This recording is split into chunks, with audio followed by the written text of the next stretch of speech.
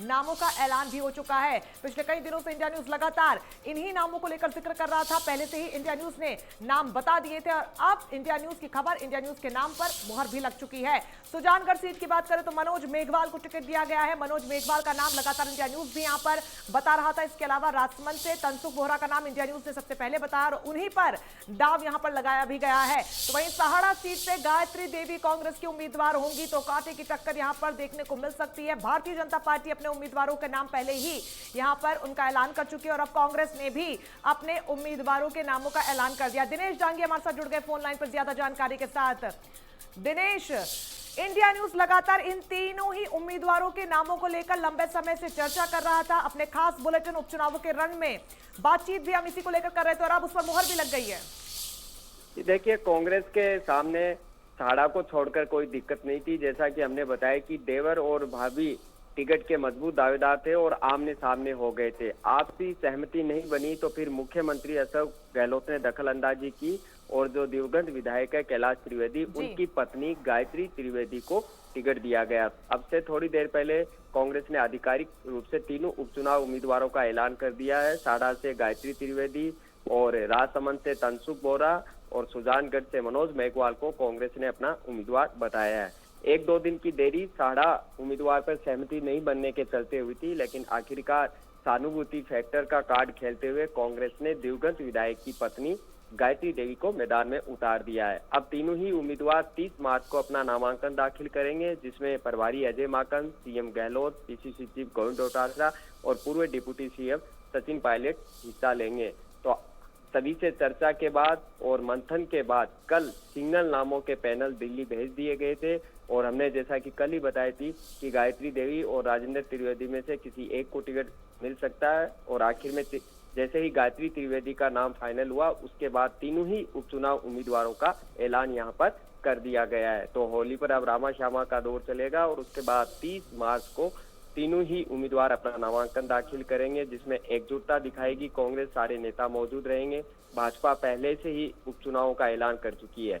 तो 30 मार्च से लेकर 17 अप्रैल तक अब राजस्थान में उपचुनाव की जो जंग है वो देखने को मिलेगी। 15 अप्रैल को पर्चा समाप्त हो जाएगा और 17 अप्रैल को तीनों ही सीटों पर उपचुनाव के लिए मतदान होगा और 2 मई को तीनों सीटों पर रिजल्ट सामने आएगा। बिल्कुल दिनेश, ऐसे में भारतीय जनता पार्टी पहले अपने उम्मीदवारों की घोषणा कर चुकी थी। ऐसे में कांग्रेस ने भी अब नामों का ऐलान कर दिया है। अब किस तरीके से इस पूरी टक्कर को देखा जाए, पलड़ा किस पार्टी का अब यहाँ पर भारी होता हुआ नजर आ रहा है? जी देखिए, सहाड़ा पर कांग्रेस ने काफी सोच समझकर विचार किया है, क्योंकि वहाँ कांग्रेस जातिगत और सियासी समीकरण से काफी मैदान कह सकते हैं कि दौर से थोड़ी कमजोर थी। जैसे ही भाजपा ने वहां पर जाट उम्मीदवार पर दांव खेला, क्योंकि पहले राजेंद्र त्रिवेदी विभिन्न सर्वे के तहत फिट बैठ रहे थे, लेकिन जब जाट कार्ड यहाँ पर खेला भाजपा ने, तो वहां उसके बाद रणनीति में बदलाव किया और सहानुभूति फैक्टर काम कर जाए, इसके लिए दिवंगत विधायक की पत्नी को मैदान में उतारने का फैसला लिया गया।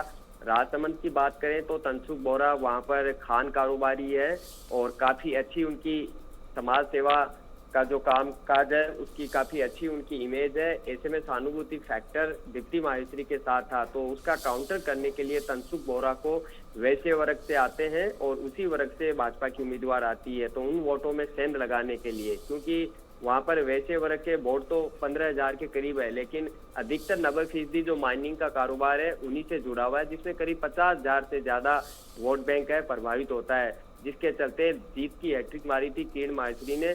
तो उसकी तोड़ और काट खोजने के तौर पर तनसुख बोहरा को उतारा गया है। तो वहीं पर सुजानगढ़ की बात कर रहे हैं, जो ऐसी सीट है और वहां पर पूर्व मंत्री दिवंगत हो चुके हैं मास्टर भंवरलाल मेघवाल, उनके बेटे को टिकट दिया गया है, क्योंकि उनके घर में 2 जनों का निधन हो गया। थोड़े दिन बाद उनकी जो बेटी है बनारसी देवी, उनका भी निधन हो गया था। तो ऐसे में एकमात्र उम्मीदवार मनोज मेघवाल ही थे। तो कांग्रेस ने 2 जगह कह सकते हैं कि वंशवाद और परिवारवाद के आधार पर टिकट का बांटा है और राजसमंद में उन्होंने माइनिंग कारोबारी तनसुख बोहरा को मौका दिया है। ये एक उन्होंने, क्योंकि पिछले जो मिस्टर भाटी थे 25,000 के करीब वोट आ रहे थे, दोबारा वो टक्कर दे नहीं पा रहे थे। ऐसे में तनसुख बोहरा नया उम्मीदवार यहाँ पर होगा। नई खोज कांग्रेस की यहाँ पर हुई है और अब कह सकते हैं कि काफी रोचक मुकाबला यहाँ होने को देख सकता है। सुजानगढ़ में कांग्रेस जो राजनीतिक प्रेक्षक है उनके मुताबिक बहुत आगे चल रही है और दोनों जगह राजसमंद और साड़ा में मुकाबला बराबरी का और रोचक है।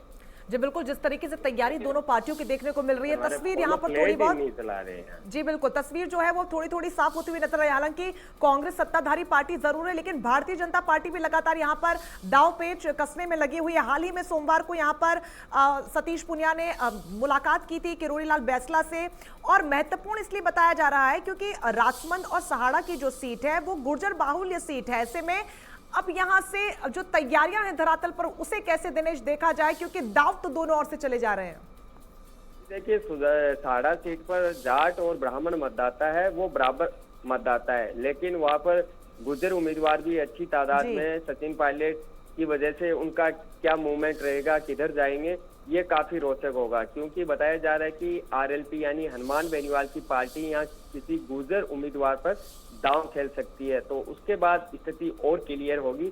लेकिन अभी जो शुरुआती उम्मीदवार ऐलान किए दोनों दलों को, अगर उनको कंपैरिजन करें, उनके आधार पर आकलन करें, तो सुजानगढ़ पर फिलहाल मामला एक तरफा कांग्रेस के पक्ष में दिख रहा है, तो वहीं साड़ा और राजसमंद मुकाबला बराबरी का यहाँ पर बताया जा रहा है। दोनों ही दलों ने वंशवाद, परिवारवाद और सहानुभूति का कार्ड खेला है। देवगंज विधायक किरण माहेश्वरी की बेटी को कांग्रेस ने भी टिकट दिया है, लेकिन कह सकते हैं कि परिवारवाद और वंशवाद पर कांग्रेस ने 2 उम्मीदवार मैदान में उतारे और राजसमंद से एकदम फ्रेश और नए उम्मीदवार तनसुख बोरा को मैदान में उतारा है। जी बिल्कुल, यहाँ पर लेकिन सीटों का समीकरण भी लगातार हम बता रहे हैं, फिर चाहे वो राजसमंद की सीट हो या फिर सहाड़ा की सीट हो या फिर सुजानगढ़ की सीट हो। ऐसे में पुराने समीकरणों को देखा जाए तो यहाँ पर क्या कांग्रेस चूंकि सत्ता में जरूर है, लेकिन चुनौती बड़ी है।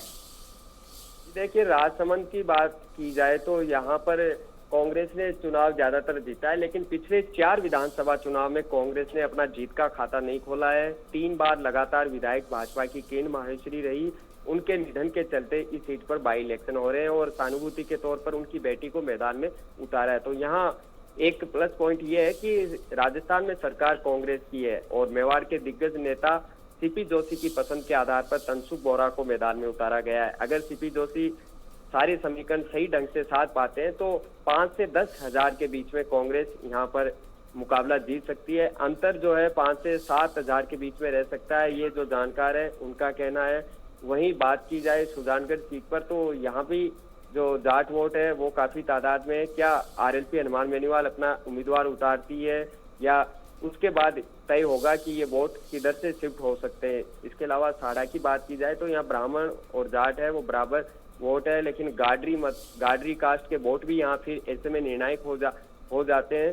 तो गुटबाजी दोनों ही दलों के लिए बेहद चुनौती भरा होगा, क्योंकि जो दावेदार थे टिकट के उनको टिकट नहीं मिला है, उनका क्या रोल रहेगा, उनको किस तरह से साधा जाएगा, ये तमाम फैक्टर चुनाव में काम कर सकते हैं। लेकिन कांग्रेस के लिए प्लस पॉइंट यह है कि राजस्थान में उनकी सरकार है और सरकार होने का फायदा हमेशा बाई इलेक्शन में सत्तारूढ़ दल को मिल सकता है, क्योंकि सारे संसाधन होते हैं, सारा सिस्टम उनके पास होता है। और वहीं सहानुभूति कार्ड भी यहाँ पर कांग्रेस ने खेल दिया है, तो स्कोर फिलहाल 2-1 से या फिर 3-0 से, ये 2 संभावित जो परिणाम है ये रहना यहाँ पर तय है। बिल्कुल दिनेश, ऐसे में सहाड़ा सीट की अगर हम बात करें तो गायत्री देवी यहां से कांग्रेस की उम्मीदवार होगी, उनके नाम पर मोहर लगा दी गई। उनके नाम को लेकर लगातार इंडिया न्यूज भी ऐलान कर रहा था, लेकिन एक नाम राजेंद्र त्रिवेदी का भी लगातार सूची में आगे चल रहा था।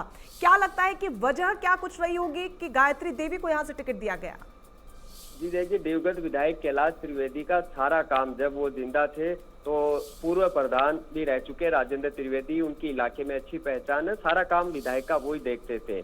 और लेकिन इसी बीच कैलाश त्रिवेदी के बेटे हैं, उन्होंने भी टिकट मांगने के लिए दावेदारी जता दी, लेकिन उनको टिकट नहीं देना संभव था क्योंकि किसी भी क्राइटेरिया में वो फिट नहीं बैठ रहे थे। तो ऐसे में घर में एक तरह से कलह हो गई और उसके बाद बेटों ने अपनी जो माँ है गायत्री त्रिवेदी, उसका नाम पार्टी के सामने आगे रखा कि आप हमें टिकट नहीं दीजिए, हमारी चाचा को मत दीजिए, हमारी माता को टिकट दे दीजिए। तो लेकिन जो प्रभारी मंत्री थे या अशोक गहलोत के खास वहाँ पर पर्यवेक्षक लगे हुए धर्मेंद्र राठौड़, इन तमाम के सर्वे में राजेंद्र त्रिवेदी की जो स्थिति अच्छी आई और जो रिपोर्ट उन्होंने बनाकर पेश की उसमें राजेंद्र त्रिवेदी जीत के लिए उपयुक्त बताए। लेकिन जैसा कि बताया कि घर में विवाद पैदा हो गया था कि माताजी को टिकट को लेकर बेटा खींचतान चल रही थी, तो ऐसे में पार्टी ने फिर गायत्री देवी को ही टिकट देना उपयुक्त समझा ताकि किसी तरह का विवाद नहीं हो। तो अब टिकटों का ऐलान हो चुका है। 30 मार्च को तीनों ही उम्मीदवार यहां पर नामांकन दाखिल कर देंगे, जिसमें अशोक गहलोत, सचिन पायलट, गोविंद डोटासरा और अजय माकन जैसे तमाम नेता मौजूद रहेंगे। काफी शक्ति प्रदर्शन के साथ टिकटों का ऐलान होगा। टिकटों का जो उम्मीदवार है अपना नामांकन दाखिल करेंगे और कोई प्रोटोकॉल का पालन करते हुए नामांकन, रैली, सभाएं और जुलूस जैसे कार्यक्रम होंगे। राज्य निर्वाचन आयोग ने जो गाइडलाइन जारी है उसी के तहत ये चुनाव काफी अहम हो जाएंगे, क्योंकि राजस्थान में लगातार पॉजिटिव केसेस भी बढ़ते जा रहे हैं। आखिरकार कांग्रेस ने आज होली से पहले अपने उम्मीदवारों का थोड़ी देर पहले ऐलान कर दिया है। जी बिल्कुल, जिस तरीके से लगातार सीटों को लेकर हम चर्चा कर रहे हैं, ऐसे में सुजानगढ़ की जो सीट है दिनेश, वो टॉक ऑफ द टाउन बना हुआ है, लगातार सुर्खियों में बनी हुई है। मास्टर भंवरलाल यहां से विधायक रह चुके हैं। ऐसे में अब जब टिकट दिया गया है मनोज मेघवाल को, क्या लगता है कि उनकी लोकप्रियता को भुनाने में कामयाब हो पाएंगे मनोज मेघवाल? चलिए, हमारे सहयोगी से संपर्क टूट गया। इस बीच बड़े अपडेट हम आपको बता रहे हैं इस पूरी खबर को लेकर। देखिए, इंडिया न्यूज ने सबसे पहले नाम बता दिए थे, यही वो तीनों नाम जिसको लेकर पिछले कई दिनों से लगातार हम भी मंथन कर रहे थे। ऐसे में अब इस पर मुहर लग चुकी है।